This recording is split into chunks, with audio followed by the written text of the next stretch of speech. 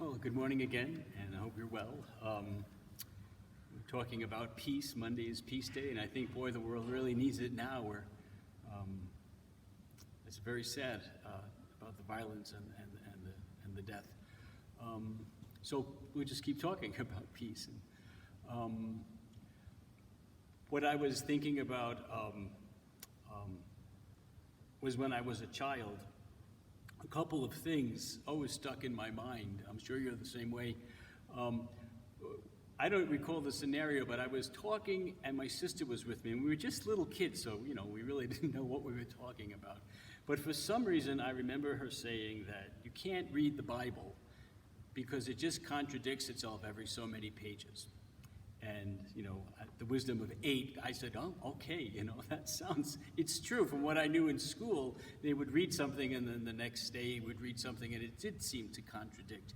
And there was never any kind of explaining or anything. It was just, this is what it is. And the other thing that struck with me was when I was a kid on Sundays, all the stores were closed. And I knew that. We were told that was because this is the day of rest. And so no business can be open and no one can work on a Sunday. And I thought, oh, okay, that's what it says in the Bible. But then as I got older, I began to realize that sometimes we would go out to dinner on Sunday, and then those people were working. And then when I, became 14 or 15, I got a job, and then I was working on Sundays. I worked in a restaurant. In fact, I was working hard on a Sunday.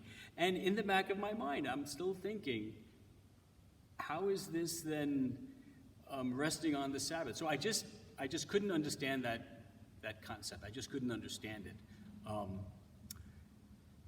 And it took me quite a while until I did. And what happened is I began to read the Bible. And I mentioned last week, I thought that the farthest away anyone can get from the Bible is their age. As far as I'm concerned, Genesis might as well have happened 60 years ago. That's as old as I can be. And when I'm dead or asleep, this time doesn't exist anymore. So it must be important to me. And then I began to think that the Bible is kind of like an outline for your life. We're born, and that's like the Old Testament. We live under rules, and we have to. Our parents give us rules, otherwise we would, we would die pretty quickly. But they say, don't do this, eat this, don't eat that. And that's all very important. And then as we get older, we don't like those rules so much. We become independent. And I think that's very much what happened in the Old Testament. God led the Israelites out of slavery and then gave them these rules which they needed, but they could not abide by them. So to me, the Old Testament there's a lot of human nature in the Old Testament, and it's very important.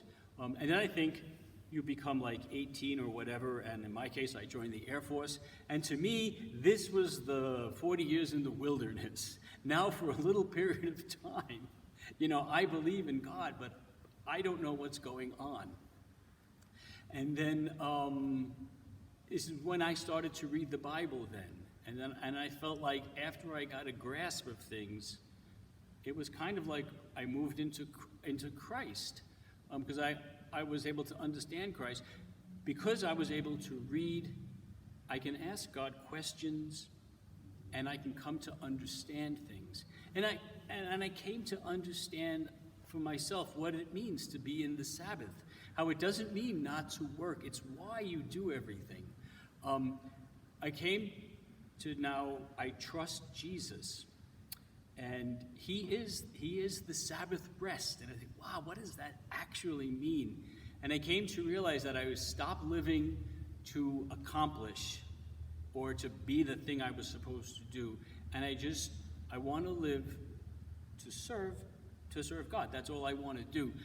And that doesn't mean that, you're not working, you're quite busy. I want to be competent in what I do. But I'm not doing the things because I want to become something.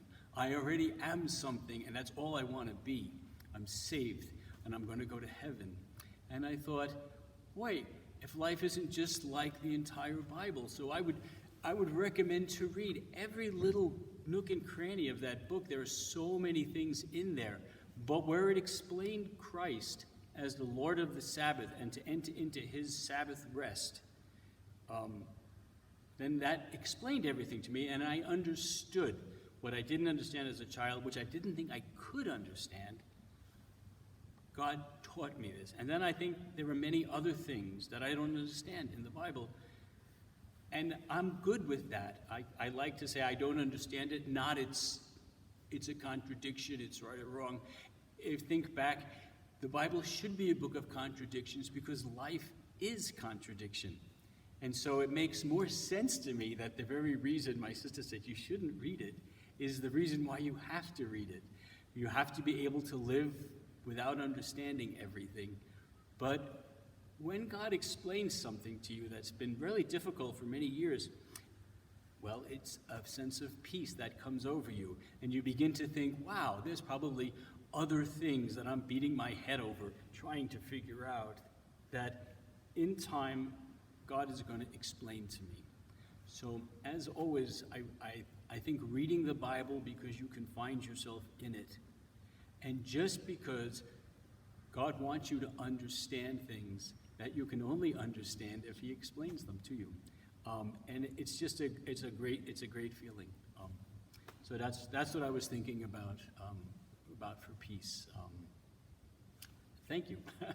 I have a song. It's I Will Change Your Name, and I think that fits because I feel, since I've come through the Old Testament, and now I feel like I'm very well into the New Testament, that I do have a new name. I can remember my old self, but I don't feel like that. I feel like a much healthier person, and that is the way it has to go.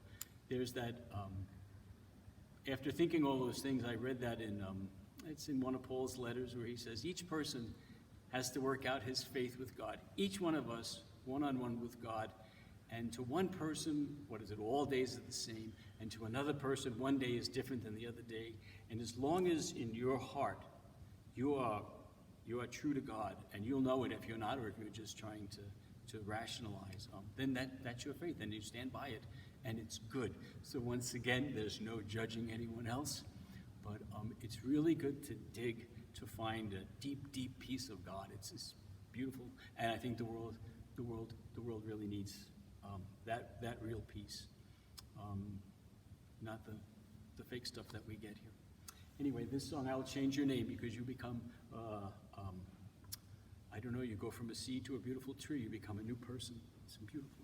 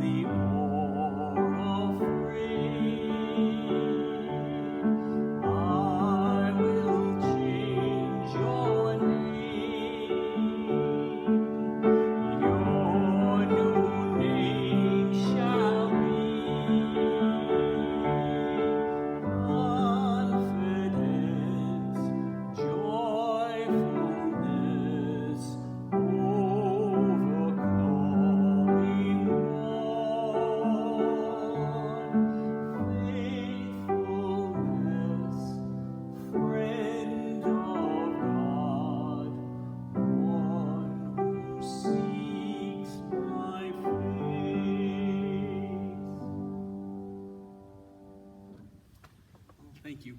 You have a terrific week.